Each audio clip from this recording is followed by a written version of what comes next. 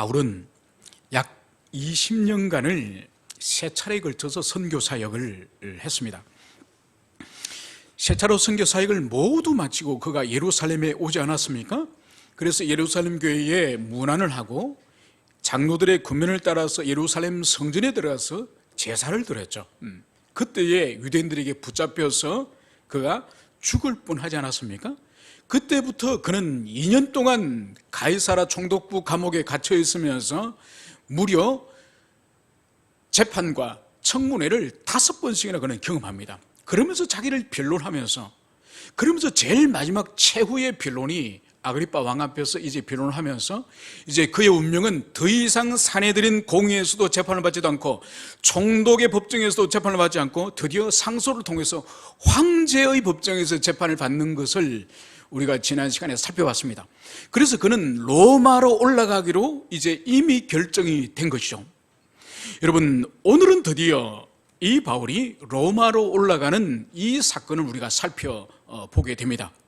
그런데 바울은 자신이 원했던 복음을 전거하는 전도자로서 로마로 올라가는 것이 아니라 가이사라 빌립보 감옥에서 2년 동안 갇혀 있다가 미결수로서 이제 죄수의 신분으로서 몸에 사슬이 묶인 채로 이제 로마로 올라가는 그 운명인 것을 여기서 볼 수가 있습니다. 그러면 이제 본문으로 오늘 들어가서 바울이 이제 지금까지 모든 사역을 끝내고 그가 마지막에 예루살렘에 도착하여서 그 사역의 끝과 함께 감옥으로 갔다고 한다면은 이제 이 예루살렘에서 다시 로마로 올라가는 그 여정을 27절과 28절에서 기록을 하고 있습니다. 우리가 살펴보겠지만은 이 누가는 의사일 뿐만 아니라 역사가요. 그래서 아주 기록하는 것을 보면은 상세하고 구체적으로 기록을 합니다.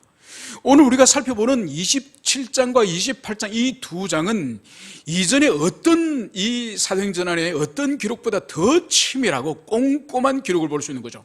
특히 27장과 28장의 대부분을 차지하고 있는 이 지중해 바다를 횡단하면서 그 항해 과정 가운데 일어났던 이 사건들, 이 위험들, 이 구원들, 이것을 마치 항해사가 항해 일지를 기록하듯이 아주 꼼꼼하게 기록하였음을 볼 수 있습니다. 여러분, 그렇게 기록하였기 때문에 2000년이 지났어도 우리에게 생생하게 마치 우리가 이 배에 타고 있고 이 바울과 함께 동행하는 것처럼 그 생생한 감동을 우리가 경험할 수 있다는 것을 그것을 볼 수 있습니다. 오늘 우리는 먼저 27장 1, 2절에서 이 바울이 로마로 가는 이 백길에 도대체 누구와 함께 갔는지 그것을 먼저 살펴보기를 원합니다. 오늘 본문은 먼저 다른 죄수 몇 사람 이렇게 시작하는 걸 볼 수 있습니다. 여러분, 이 죄수들은 희한하게 로마로 끌려가는 죄수들이에요.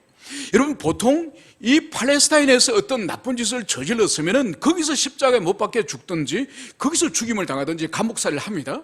그런데 오늘 여기서 이 다른 죄수 몇 사람, 이 사람이 바울과 함께 로마로 올라가는 거예요. 이것은 추측해 보건데 이런 사람들이에요. 이 사람은 이미 기결수예요. 사형수들이에요. 사형수인데 이 사람들은 로마로 올라가야 될 운명이 바로 뭔가 하니까 원현 경기장에서 사자의 밥이 되거나 안 그러면은 검투사들끼리 서로 죽이는 로마 시민의 오락용으로 이제 올라가야 될 이 사람들인 것을 볼 수 있습니다. 여러분, 이 죄수들 사이에 우리 사도 바울이 함께 묻어가는 거예요. 여러분, 이 그림은 우리 주님께서 십자가 달리실 때에 좌우의 강도들과 함께 주님이 매달리신 것과 아주 유사한 모습이에요. 그래서 여러분, 이 예루살렘으로 올라가신 우리 주님의 모습과 로마로 올라가는 이 바울의 모습이 매우 유사한 대비를 가지고 있음을 그것을 우리는 잘 주목할 필요가 있습니다. 그리고 오늘 이 사람들을 호송해 가는 사람을 오늘 아구스도 대 백부장 율리오, 이 사람을 누가는 기록을 하고 있습니다. 먼저 아구스도 대는 뭔가 하니까 로마에 한 60개 정도의 이 군단이 있습니다.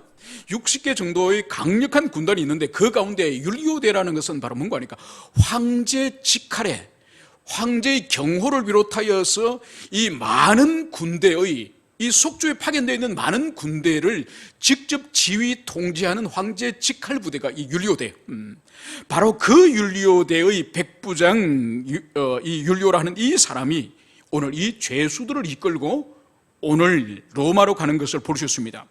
그리고 오늘 이 바울과 함께 로마라고 하는 이 두 명의 동역자를 오늘 성경이 오늘 소개를 하고 있으니, 바로 한 사람은 마게도냐 데살로니가의 아리스다고라는 사람이에요. 여러분, 이 사람은 마게도냐 데살로니가의 아리스다고, 이 사람은 여러분 기억하시죠? 이 사람은 어디에 등장하죠? 지금까지 두 번씩이나 이 사람은 등장합니다. 첫 번째는 사도행전 19장에 가면은 바울이 에베소에서 큰 부흥과 대각성을 일으키지 않습니까? 귀신이 떠나가고 마술사들이 자기 마법책을 불을 태우는 엄청난 일이 일어납니다. 그죠? 그 일이 일어나서 이 에베소에서 우상으로 섬기던 그 도시의 주신은 이 아데미 신전과 아데미 우상을 만들어서 파는 이 언장색들, 이 우상장사들이 영업이 안 되는 거죠. 영업이 안 돼서 바울과 그 동역자를 때려 죽이려고 폭동을 일으키지 않습니까? 그때 바울을 잡지를 못하니까 가이오와 함께 이 바울의 동역자인 이 아리스도가를 잡아가지고 이 원형대장에 끌고 와서 죽이려고 했던 거예요. 물론 죽이지를 못했죠. 그때 바울 대신 하에서 고난을 당했던 그 사람이 바로 아리스도가예요. 그리고 바울이 이제 자신이 사역했던 이 소아시아와 유럽에 있는 이 교회에서 예루살렘 교회가 흉년이 들고 기근이 들었을 때에 헌금을 수집하지 않았습니까? 그 헌금만 가지고 바울이 예루살렘 교회에 전달한 것이 아니라 각 교회의 지도자들을 함께 대동하여서 예루살렘 교회로 왔지 않습니까? 그때에 참여했던 지도자 중에 한 사람이 바로 이 아리스다고예요. 그러니까 이 아리스다고는 예루살렘까지 함께 왔을 뿐만 아니라 가이사라의 감옥에 갇혀 있을 때도 2년 동안도 이 아리스도가는 바로 바울을 옆에서 수종 들고 도왔던 사람임이 분명합니다. 바로 이 아리스도가 오늘 로마로 가는 백길에도 함께 동행하였음을, 그것을 볼 수 있는 거예요. 여러분, 그리고 또 한 사람이 더 동행하는 사람이 누굴까요? 오늘 우리가 볼 수 있는 것이 바로 27장 1절에서 누가는 이 성경 본문을 기록할 때에 우리가 이렇게 기록하고 있는 거예요. 여러분, 이 누가는 2차 선교 사역 때 비로소 동행한, 함께 참여한 사람이에요. 그래서 2차 선교 사역 이후로 계속 우리가 기록하고 있다가 21장까지, 그러니까 바울이 예루살렘 성전에서 붙잡히고 가이사라 감옥에 간 이후로부터 이제는 바울이 우리가라는 말이 사라집니다. 바울 3인칭 형태로서 이제 누가는 이 사도행전을 기록하는 거예요. 여러분, 그걸 볼 때에 이 바울이 2년 동안 이 가이사라 감옥에 갇혀 있는 동안에 이 누가는 감옥에 함께 있지 않았다는 것을 알 수 있는 거죠. 여러분, 이 학자들은 그러면 2년 동안 이 누가는 도대체 뭐 했나? 여러분, 뭐 했을 것 같습니까? 고향집 다녀왔을 것 같습니까? 여러분, 학자들은 추론하는 것이 바로 뭔가 하니까 이 누가복음 1장을 통해서 추론할 수 있습니다. 여러분, 누가복음 1장에서 누가가 복음을, 우리 주님의 생애와 가르침에 대해서 기록을 하면서 바로 우리 주님의 근원부터 살피면서 많은 자료와 많은 현장에 가서 검증하였음을 그가 상세히 기록을 살폈다고 성경에 기록되어 있습니다. 그러니까 뭔가 하니까 이 2년 동안 감옥에 있는 동안에 우리가 추론할 수 있는 것이 바로 뭔가 하니까 이 누가가 바울과 함께 계속적으로 사역을 동행하다가 이제 감옥에 있는 동안은 이 누가가 우리 주님의 생에 대해서 이 누가복음을 기록할 마음이 있었던 것이죠. 아마 바울이 권면했을 수도 있습니다. 왜냐하면 그 당시에 이미 마가복음이 기록되었고, 그리고 마가복음 외에도 많은 아직 정경이 되지 않은 주님의 생에 대해서 많은 기록들을 사람들이 하고 있었거든요. 그렇기 때문에 이 바울이 누가에게 우리 주님의 생애와 그분의 가르침에 대해서 기록하라고 아마 지시를 했을 수도 있을 것입니다. 그래서 그가 1장에서, 누가복음 1장에서 자기가 근원부터 자세하게 자료를 검토하고 살폈다고 말을 하는 걸 볼 때에 직접 베들레헴이나 갈릴리나 이런 지역을 누가가 걸어다니면서 그 당시 생존에 있는 사람들을 만나면서 인터뷰하면서 그렇게 누가복음이 기록되었음을 1장에서 누가 본인이 말을 하고 있는 거죠. 그러다가 2년이 지나서 이제 배를 타고 로마로 가는 그 시점에 오늘 성경은 다시 이 누가가 우리는 이렇게 기록하고 있는 것을 볼 때에 오늘 로마로 가는 이 뱃길 위에 오늘 바울의 동역자로서 아리스도거와 그리고 누가가 동행하였음을 그것을 여기서 볼 수 있습니다. 여러분 20년 동안 그가 회심한 이후에 이 평생을 선교 사역을 하면서 많은 교회를 세우고 많은 영혼들을 깨웠지만은 그가 쇠사슬에 묶여서 로마로 갈 때에 이제 이 두 명의 동역자가 지금 함께하는 거예요. 얼마나 이 두 명의 동역자가 그 쓸쓸하고 외로운 이 죄수로 끌려가는 로마의 길에 얼마나 큰 위로가 되겠습니까? 바로 이것이 이 바울의 출발임을 그것을 우리가 볼 수 있습니다. 이제 2절부터 6절까지 우리가 본문에서 이제 바울이 드디어 가이사라 항구에서 이제 출발하여서 로마로 가는 여정을 이제 기록을 하고 있습니다. 오늘 먼저 이들이 먼저 이용한 배를 오늘 2절에서는 아시아 각처로 가려 하는 아드라무떼노 배 이렇게 기록을 하고 있습니다. 여러분 이 배 이름이 아드라무떼노 배예요. 이 아드라무떼노 배를 설명하기를 누가는 아시아 각처로 가려 하는 배다 이 말 하는 거예요. 여러분 아드라무떼노는 이 도시 이름이에요. 항구 도시 이름이에요. 여기 이렇게 사진 그림 좀 띄워주시겠습니까? 여기서는 잠시 여러분들에게 지도를 보면서 설명을 하면 좋겠습니다. 여러분 바울이 로마까지 갈 때까지 배를 두 번을 탑니다. 한 번 타서 바로 가는 것이 아니라 두 번을 타는데 오늘 아드라무떼노 이 배는 약간 좀 왼쪽으로 좀 옮겨 주시겠습니까? 네네. 좀 돌리십시오. 그 아래에 가이사라가 나와야 됩니다. 아이고.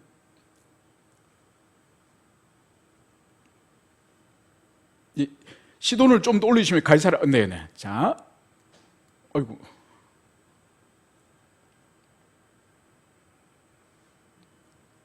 자, 보이죠? 네. 자, 제가 설명하겠습니다. 오늘 가이사라, 이 항구 도시 가이사라에서 2년 동안 감옥에 있던 이 바울이 이제 드디어 배를 타고 출발합니다.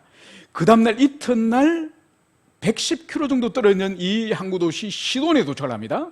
시돈에 도착을 하고 오늘 우리가 이 배 이름을 아드라무떼노라고 하는데 이 여기쯤 있습니다. 여기가 아드라무떼노인데 이 배는 큰 배는 아니에요. 큰 배는 아닌데 이 배는 작은 배로서 이것이 이 지역이 소아시아지 않습니까? 이 소아시아 연안을 이제 이 항해를 하면서 이 지역에 무역을 하는 거예요. 그러니까 육지로부터 멀리 떨어져 지중해 이 큰 바다를 항해하는 배가 아니라 이 아드라무떼노 여기서 요 바로 위가 여기가 트로이 드로아가 있습니다. 바울이 이 유럽으로 건너갈 때 요 드로아 항구에서 건너갔지 않습니까? 바로 그 옆에 아드라무떼노가 있습니다. 요 아드라무떼노에서 요 소아시아 이 해변을 따라서 이 배가 이동을 해요. 그래서 요 해변을 따라서 이동하면서 무역을 하는 그렇게 크지 않는 배예요. 이 크지 않는 배를 이용하다가 여기 보시면 여러분 이 배가 무라가 어디 있죠? 요 무라 무라 여기서 이제 이 이집트 알렉산드리아 여기서 곡식을 싣고 오는 배가 여기를 지나가지고 로마로 들어갑니다. 그래서 먼저 바울은 이 가이사라에서 시돈을 거쳐가지고 이 무라까지 여기까지 작은 배로 이제 오고 아드라무떼노행 여기 배로 오고 여기서 이집트에서 올라오는 이 큰 곡식을 싣고 다니는 이 함선을 이 무라에서 타고 이제 로마로 들어가는 것임을 여러분 이것을 이해하시고 성경을 계속 설교를 들으시면 좋겠습니다. 그래서 이 아드라무떼노는 바로 바울이 유럽을 들어갈 때에 트로아에서 들어가지 않습니까? 그 옆에 있는 항구 도시예요. 그래서 이 배는 먼저 타던 이 배는 여기서 얕은 연안을 왕복하면서 다니는 무역선인 그것을 볼 수 있습니다. 그래서 이 배를 타고 이제 다음날 가이사라에서 약 110km 정도 떨어져 있는 이제 시돈에 이르렀음을 볼 수 있습니다. 그런데 이 시돈에 이제 또 배가 도착을 해서 거기서 또 짐을 내리고 또 새로운 짐을 싣고 그러지 않겠습니까?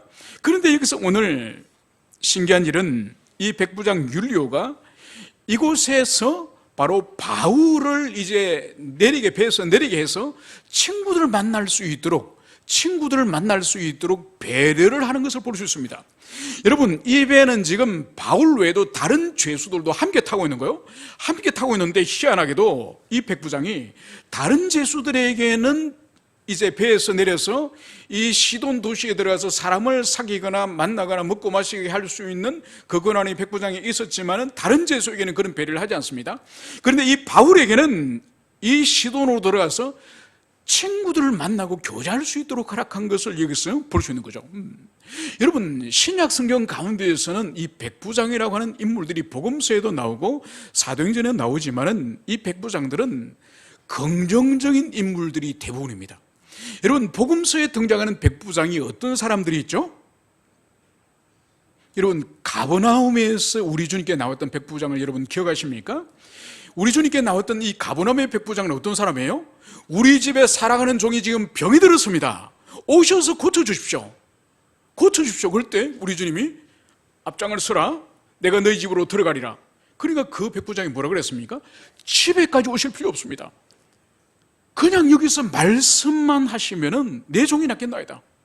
그러니까 우리 주님이 어떻게 하셨습니까? 무릎을 치시면서, 와, 이스라엘에도 이만한 믿음을 가진 적을 본 적이 없다. 여러분, 예수님의 제자들도 그 당시에 바리새인이나 율법학자들도 예수님을 알아보지도 못하고 알아보더라도 온전히 믿지 못하는데 이 이방인 백부장이 예수님은 멀리서도 명령만 하시면 병이 떠나는 그런 권능을 가지신 분임을, 그것을 이 백부장은 알고 있었던 거죠. 그래서 이스라엘 가운데서도 이만한 믿음을 본 적이 없다. 여러분, 또 한 사람의 백부장이 복음서에 어디에 나오죠?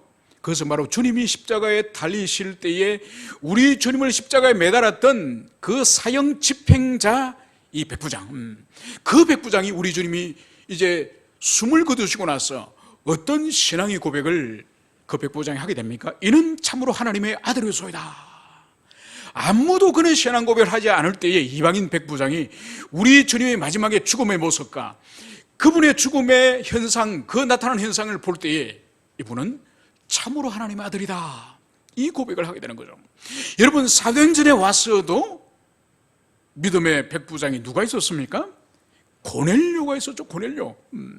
그래서 그 고넬료가 이방인으로서 그리스도의 제자가 되지 않습니까? 그죠? 그처럼 오늘 이 바울을 호송하는 이 백부장 또한 이 시돈 이 도시에서 내리게 하여서 바울로 하여금 배려하는 것을 여기서 볼 수 있는 거죠.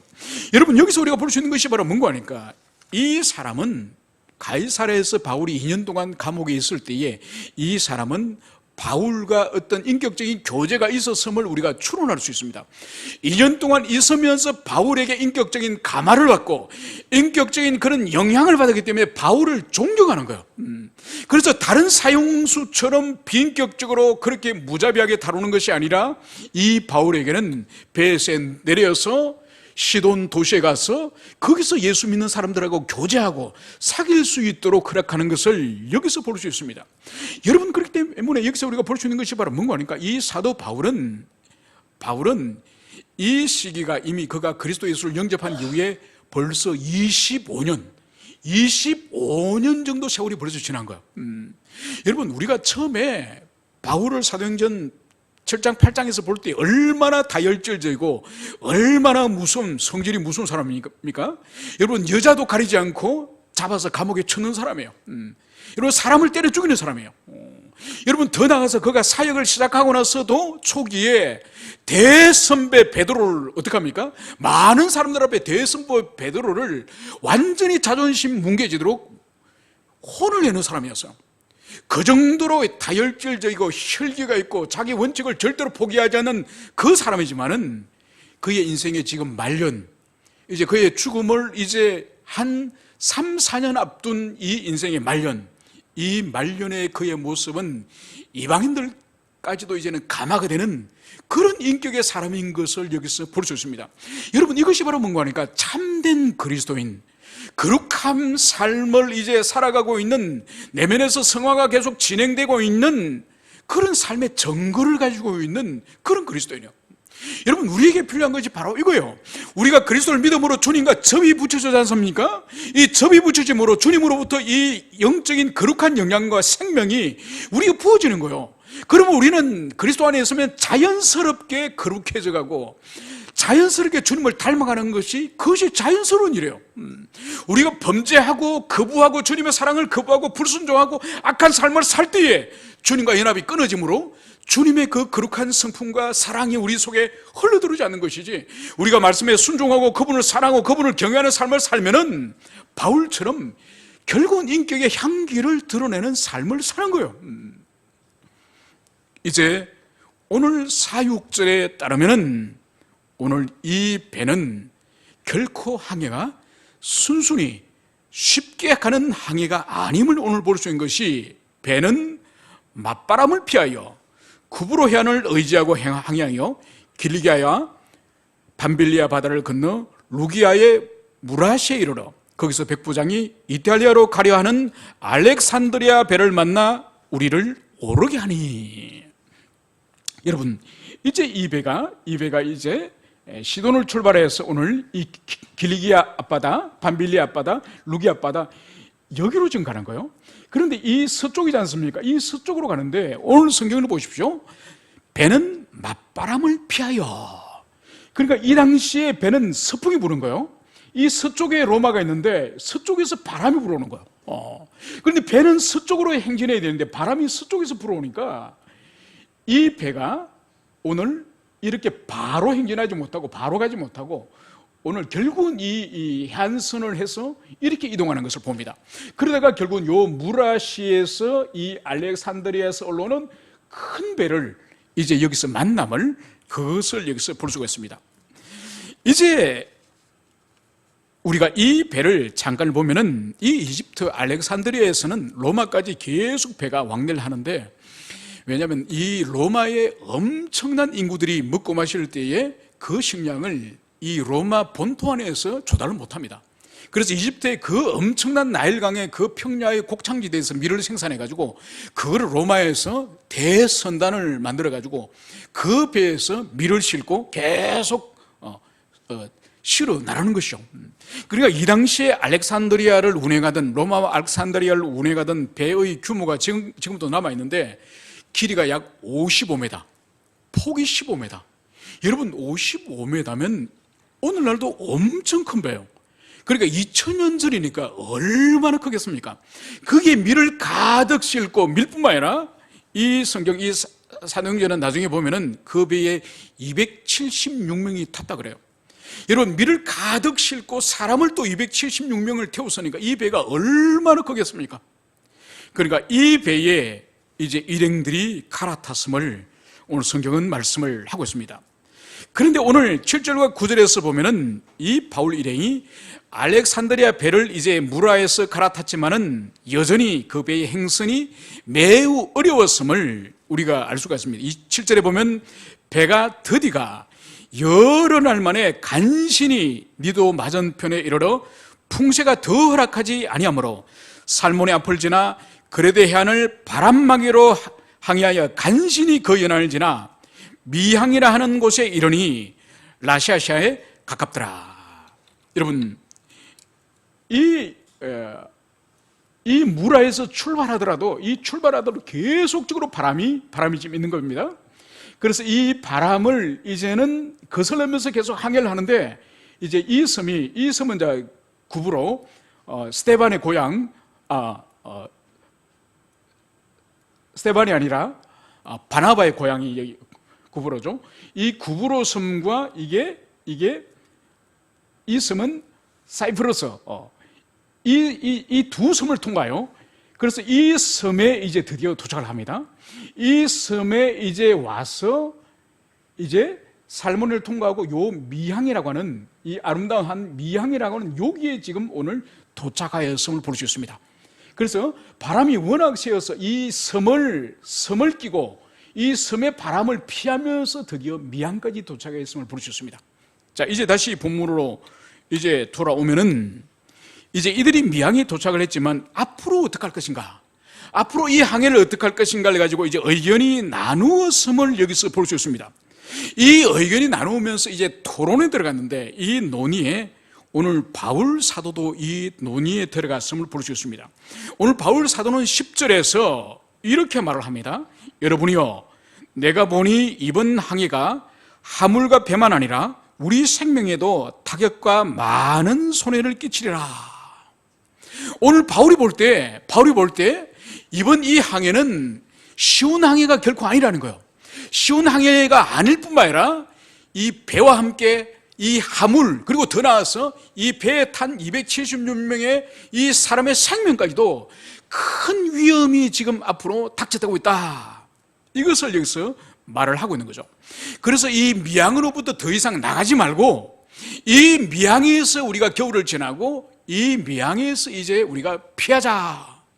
이것을 바울이 여기서 말하는 거예요. 여러분, 우리 성경에서 볼 때는 그냥 내가 보니, 그냥 바울이 세 차례 선교 사역을 하면서 그 자신이 고백하고 있는 것처럼 자신이 3번의 파선을 경험했다 그러거든요. 그가 배를 타고도 선교 사역을 감당했지 않습니까? 그러면서 바울이 탄 배가 직접 3번이나 배가 파괴되는 것을 바울이 경험했습니다. 그리고 이 지중해를 여러 번 항해하면서 선교 사역을 감당했기 때문에 이 바울도 이 지중해가 낯선 바다가 아니에요. 그래서 바울이 내가 보니 이번 항해는 하물과 배뿐만 아니라 우리의 생명도 타격과 많은 손해를 끼치라. 이것을 바울이 말하는 거예요. 그런데 우리 성경에서는 내가 보니 이렇게 되어 있지만은 이것은 단순히 바울이 어떤 사물을 보거나 아니면 미래를 어떻게 예측한다는 그런 뜻이 아니에요. 이 헬라어 이 본이라고 하는 이 단어는 그 당시에 바로 신의 예정이나 신이 어떤 일을 계획하는 데 사용되는 그 단어를 바울이 내가 보니 할 때 이 보니 이걸 사용하는 거예요. 그러므로 이것은 바로 뭔가 하니까 바울이 자신이 가지고 있는 경험이나 자신이 가지고 있는 바다에 대한 지식을 가지고 이것을 말하는 것이 아니에요. 이것은 바로 뭔가 하니까 바울을 계속적으로 붙들고 계시는 성령님께서 앞으로 일어날 그 위기를, 그 위험을 성령의 감동에 의해서 이 바울에게 깨닫게 하였다는 그 의미예요. 그래서 지금 바울이 이번 항해는 배와 이 하물뿐만 아니라 사람의 생명까지도 위협을 받는데, 이것은 바울의 개인의 의견이 아닌 기도의 사람인 성령의 사람인 이 바울의 성령의 감동에 의한 그런 예고라는 그것을 우리가 이해를 해야 됩니다. 그런데 이 논의를 오늘 어떻게 됩니까? 받아들여집니까? 받아들이지 않죠. 왜 받아들이지 않습니까? 받아들이지 않는 이유가 이 배에 결정할 수 있는 결정권자가 바로 황제의 이 친위대, 이 백부장 율리오, 이 사람이 최종적인 권한을 가지고 있는 거죠. 그런데 이 사람이 볼 때는 아무리 사도 바울이 신령한 사람이지만은 그는 복음 전도자에 불과합니다. 고매한 인격을 가지고, 그래서 결코 무시할 수 없는 그런 사람이지만은 이 율리오 눈에는 이 선장이나 이 선주나 끊임없이 지중해를 항해를 하면서 태풍을 만났고 어려움을 만나면서 문제를 해결해온 이 전문가의 의견을 당연히 듣지 않겠습니까? 그래서 이 율리오 백부장은 바울의 의견이 아니라 바로 선장과 선주의 의견을 들었다고 오늘 성경은 그것을 여기서 말씀을 하고 있습니다.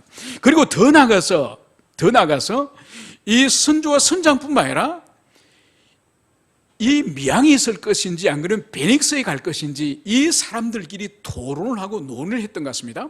그래서 더 많은 사람이 이 미항이 아니라 베닉스로 가자. 그래서 이 의견이 결국은 다수결에 의해서도 오늘 미항을 떠나서 베닉스로 가는 것이 결정이 된 거예요. 여러분, 이것이 바로 세상에서 의사결정을 하는 방식이에요. 여러분, 세상의 의사결정의 방식이 바로 뭔가요? 가장 보편적으로는 상식을 따라서 합니다. 상식을. 여러분, 상식이 대립할 때 어떻게 하죠? 상식이 대립할 때 여러분 다수결로 결국은 합니다. 여러분, 다수결보다 더 뛰어난 것이 바로 뭐죠? 전문가예요, 전문가. 전문가는 아무리 어리석은 많은 사람이 우겨도 전문가 한 사람의 정통한 지식을 무시할 수 없습니다. 여러분, 오늘날 우리 지금 이 나라에 큰 환란이 임했지 않습니까? 그죠?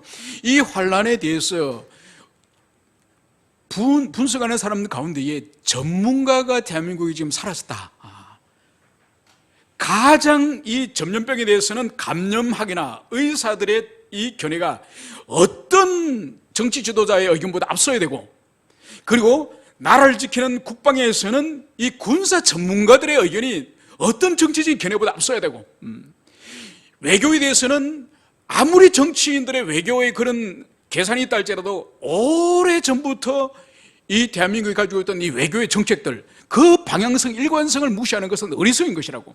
그래서 이 사회에 오늘날 이 대한민국이 당한 이 환란의 궁극적인 원인 중에 한 가지가 전문가의 의견이 무시되어지고 정치적인 견해가 바로 전문가 머리 위에 앉아있기 때문에 이런 위기가 왔다, 이 말 하는 거예요. 여러분, 확실합니다, 여러분. 그래서 가장 먼저 판단한 것은 상식이에요, 상식. 합리성과 상식을 따라서 판단하고, 그것이 충돌할 때 사람들끼리 이제는 다수결로, 결국 왜냐하면 다수결은 책임의 문제를 나중에 따지기 위해서 다수결을 하는 거거든요. 여러분, 그 다수결을 잠재우는 것이 바로 뭔가 하니까 전문가예요.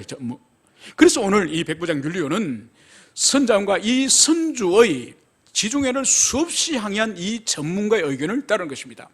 여러분, 그리스도인은 이거 이상의 사람이에요. 여러분, 여기까지 잘하면은 세상 사람으로 잘하는 거예요. 전문가 의견을 무시하지 않고 전문가를 그 분야의 최고의 권위자로 세우고 그 사람을 따르는 건 잘하는 거예요. 그런데 그리스도인이 만약 전문가의 의견만 따른다면 그 사람은 그리스도인이 아니에요. 세상 사람도 그 정도는 하니까. 여러분, 그렇기 때문에 그리스도인들에게는 주님께서 바로 기도하게 하시고 하나님의 계시의 말씀을 주셨습니다. 여러분, 계시의 말씀과 기도를 통하여 성령의 인도는 어쩌면 상식과 이 세상의 보통의 합리적인 생각을 뛰어넘는 거예요. 왜냐하면 그것은 초월자, 완전한 하나님의 지식이기 때문에 그것은 우리가 경험해보지 않더라도 결코 그것을 우리는 지킬 때에 하나님께서 우리에게 선을 베풀어 주시는 거예요. 여러분, 그래서 오늘날 생물학자들 가운데서, 크리스찬 생물학자들 가운데서 이 중국 폐렴 바이러스의 권원을 찾아가 보면은 바로 뭔가 하니까 여기에 유전자 조작이 있었다는 거예요. 여러분, 제가 지난번에도 말씀드렸죠. 이 유전자는 희한하게 에이즈 바이러스가 이 속에 들어있습니다. 이 자연적인 코로나 바이러스 속에는 에이즈 바이러스가 들어있을 수 없는 거예요. 이건 반드시 인공으로 만든 거예요. 이것이 바로 뭔가 하니까 유전자 편집 기술이에요. 그러니까 이 유전자 이 학문이 발전하면서 바로 뭔가 하니까 이 유전자 가위라는 게 있습니다. 이 유전자 가위로서 이 DNA 유전자를 임의로 인간들이 잘라서 순서를 바꾸기도 하고 또 다른 유전자를 거기에 붙이기도 하고, 그래 도대체 하나님이 이 유전자의 모든 사물의 생명체의 비밀을 거기에 심었지 않습니까? 그걸 인간은 모르는 거예요. 모르면서 임의로 이것도 잘라서 여기 붙여보고 여기 있는 것도 빼보고, 인간이 이런 실험을 하는 거예요. 여러분, 거기서 창조의 질서를 깨뜨리기 나옵니다. 바로 뭔가요? 하나님께서는 창세기 1장에서 우리 만물을 모두 만드시고 이것을 우리 인간에게 맡기지 않습니까? 그 맡길 때 주님의 사명이 뭔가요? 주님께 우리에게 주신 사명이 뭔가요? 바로 이 만물을 지키고 보존하고 다스리는 거예요. 여러분, 잘라가지고 다른 걸 끼워 붙이거나 다른 그 DNA를 붙이는 거는 새로운 창조의 영역이에요. 하나님은 우리에게 창조의 권능을 우리 주신 적 없습니다. 우리는 주님이 만드신 것을 잘 보존하고 잘 그것을 지키는, 그게 우리 인간, 만물의 영장인 우리 인간에게 주님이 주신 사명이에요.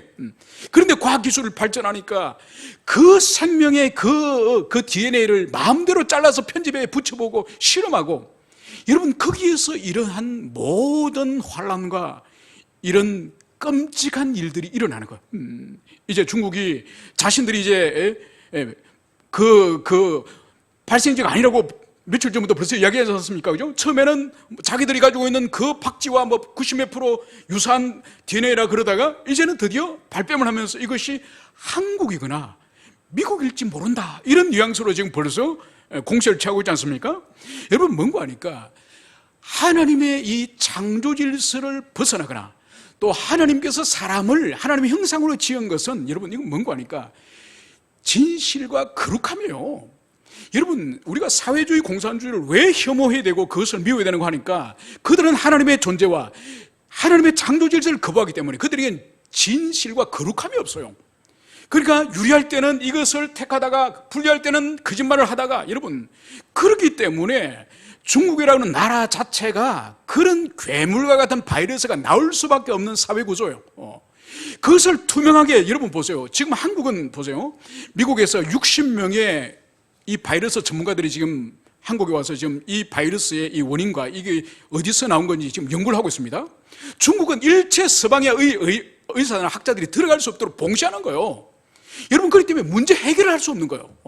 그걸 열어서, 투명하게 열어서 그것을 함께 연구하고 자신의 힘으로 할 수 없으면 세계의 모든 학자들과 의사들의 도움을 받아야 인류 전체의 재앙이 되지 않을 텐데 자기들끼리 봉쇄하고 하다 보니까 결국은 인류의 재앙이 되는 거죠.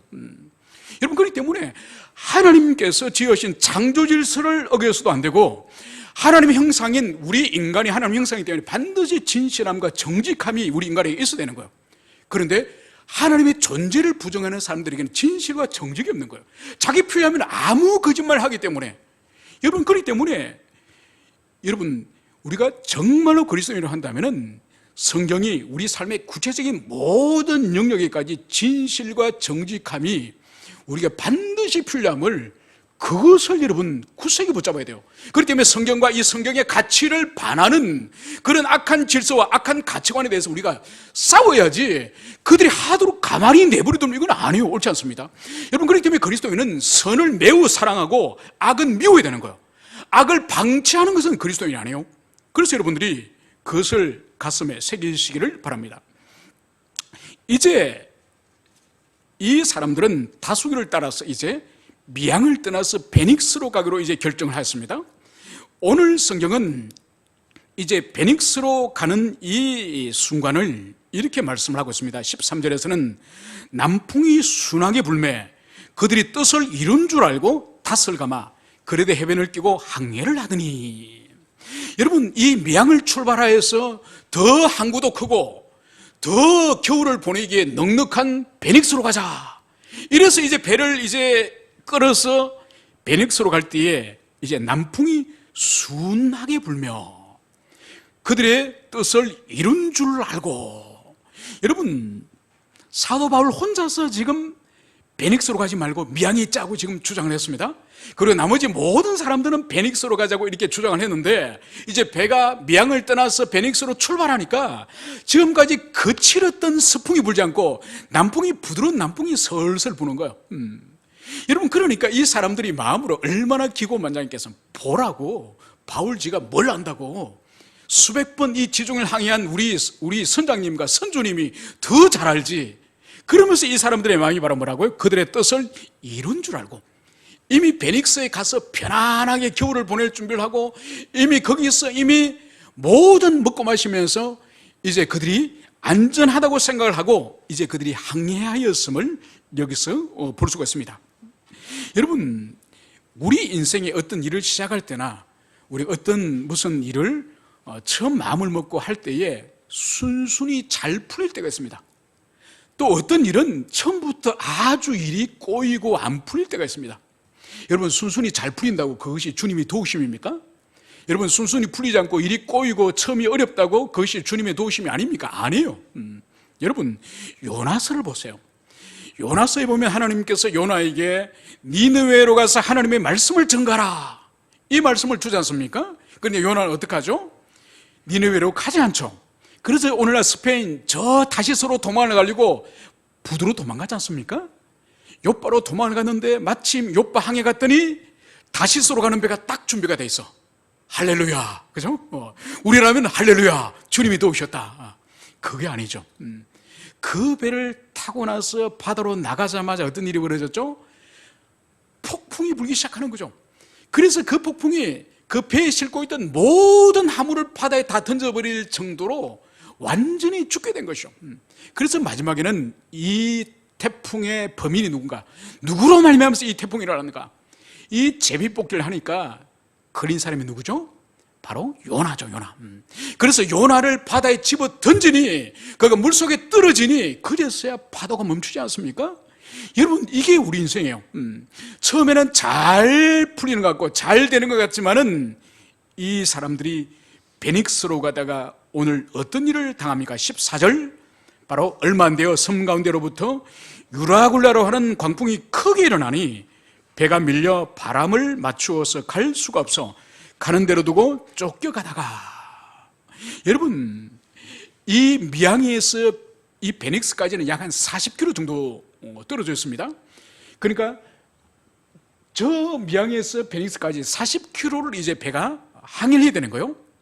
그래서 이 사람들이 이제 다 도착했다고 안심하고 가고 있는데 잠시 후에 유라굴라로 하는 큰 지중해 태풍이 이제 맞는 거예요. 여러분 바로 뭔가 하니까 이 섬에는 이다산이라고 하는 산이 있는데, 이 이다산이라는 산은 한 2100m 정도 좀 됩니다. 그리고 한라산보다 훨씬 높죠. 그리고 아주 높은 산이에요.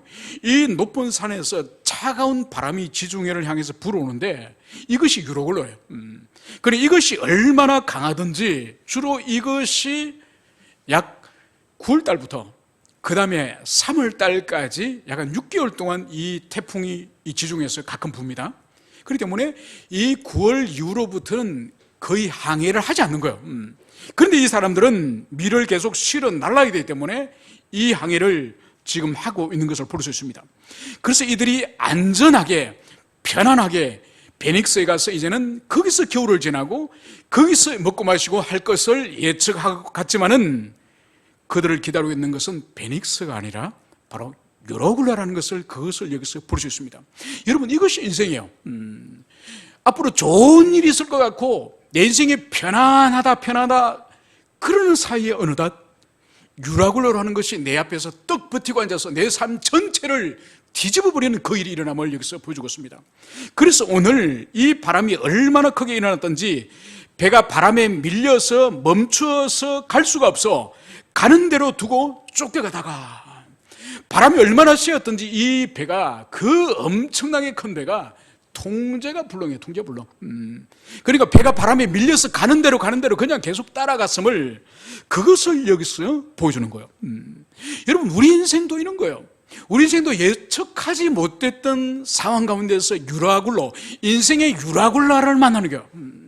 때로는 돈의 유라굴라, 큰 물질의 파산을 경험하거나 물질의 어려움을 당하는 물질의 유라굴라, 또 어떤 경우는 인간관계의 유라굴라, 그 인간관계 때문에 내 삶 전체가 뒤집어져서 전체가 평강을 잃어버리는 그런 비참함을 인간관계 유라굴라 때문에 경험하지 않습니까? 여러분 그렇기 때문에 우리 인생에 좋다 하는 날들이 영원히 계속되는 것이 절대로 아닙니다. 여러분 그러면은 이 유라굴라를 도대체 이 사람들이 왜 만났을까요? 왜 만났을까요? 그것은 바로 이미 주님께서 이 바울을 향해서 성령의 감동을 통해서 이 항해는 계속되어질 경우에는 큰 위기를 경험하고 심지어 생명까지 위협을 당하는 어려움이 있을 것이다, 이 하나님의 계획을 이미 주시지 않으셨습니까? 여러분 그것을 무시한 거죠. 여러분 하나님의 뜻, 하나님의 말씀을 무시한 것이죠. 그래서 자신의 상식과 자신의 전문적인 그런 견해와 그리고 다수의 의견을 따라서 결국은 선택했을 때에 이들에게 미친 것은 베닉스의 편안한 안식이 아니라 유라굴라라고 하는 큰 그런 어려움을 이들이 만났음을 볼 수 있습니다.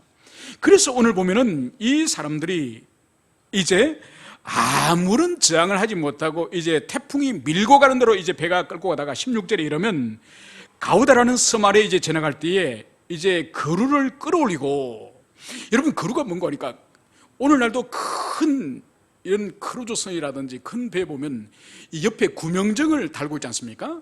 그래서 배가 만약 침몰할 때, 큰 배가 침몰할 때 그 구명정을 바다에 떨어뜨려가지고 거기에 사람들이 올라타잖아요. 이 거루가 바로 큰 배 옆에 달고 다니는 작은 이 구명정이에요.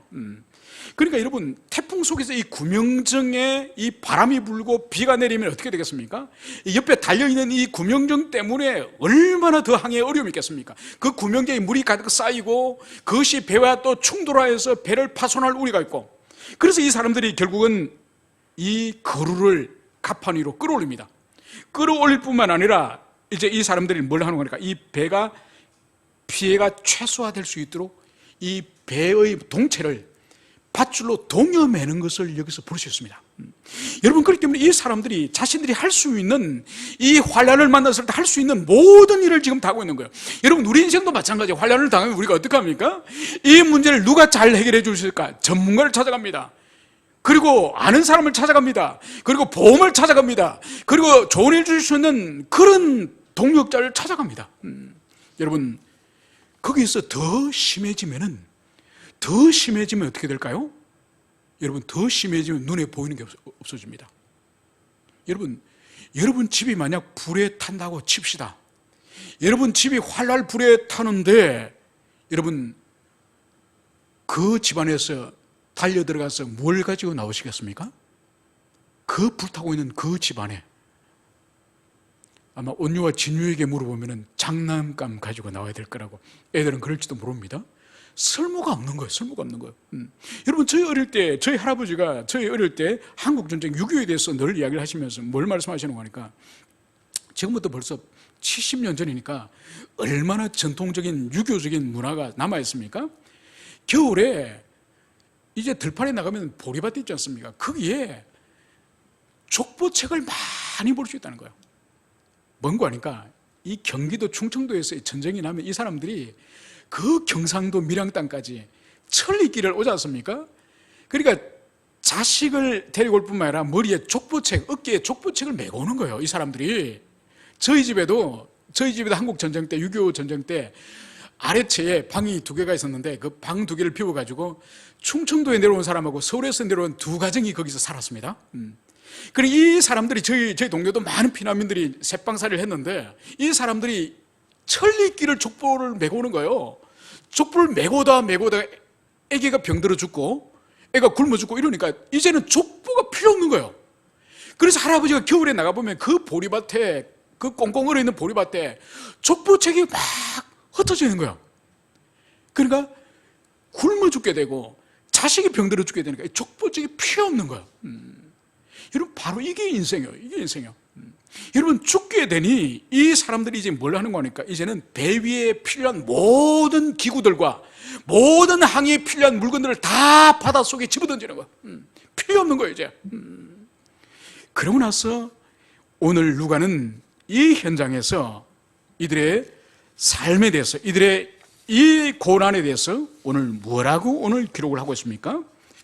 바로 살 소망이 끊어졌다. 여러분, 여기 있는 사람들은 모두 다 이제는 이 배가 지중해 바다로, 먼 바다로 끊임없이 흘러가면서 다시는 우리가 살아나지 못할 거야, 다시는 돌아가지 못할 거야, 이 절망 가운데 있음을 여기서 볼 수 있습니다. 이것이 바로 이 세상에 우리에게 가져주는 비참의 마지막의 모습, 모든 소망이 끊어지는 이 절망, 이것이 바로 이 세상이 우리에게 주는 마지막의 절망의 모습인 것을 볼 수 있습니다. 오늘 우리가 다루지 않았지만은 바로 이 상황 가운데에 21장에서 바울이 일어납니다. 바울이 일어나면서 지난밤에 하나님께서 자신에게 주셨던 말씀을 전가하는 거예요. 여러분, 우리가 이 재물과 이것은 잃어버리지만은 한 사람도 죽지 않습니다. 여러분, 두려워하지 마십시오. 지난밤에 하나님께서 저에게 말씀하셨습니다. 한 사람도 죽지 않습니다. 여러분, 이게 교회예요. 이게 그리스도인이에요. 세상은 상황과 환경을 볼 때는 완전히 망하고 멸망하고 다 죽을 것 같지만은 교회는 하나님의 음성을 통하여서 바로 죽음의 자리에서도 생명의 길이 있음을, 어둠 속에서도 빛이 있음을 증거하는 것이 바로 교회된 우리의 삶인 것을, 그것을 가슴에 새기시길 바랍니다. 지금 이 큰 환난과 위기 가운데 사람들이 두려움과 공포와 절망 가운데 있을 때에, 이때에 참으로 그리스도인과 교회는 참으로 교회될 수 있는 그런 상황임을 가슴에 깊이 새기고, 오히려 하나님을 두려워하고 하나님을 사랑하고 하나님 앞에 모든 우리의 지나간 죄와 허물을 투설하고 회개하는, 그래서 하나님께서 이 환난과 고난을 통해서 세상을 고치시고 우리를 고치시고 교회를 새롭게 하시는 이 주님의 뜻을 깊이 마음에 새기시기를 축원합니다. 함께 기도하시겠습니다.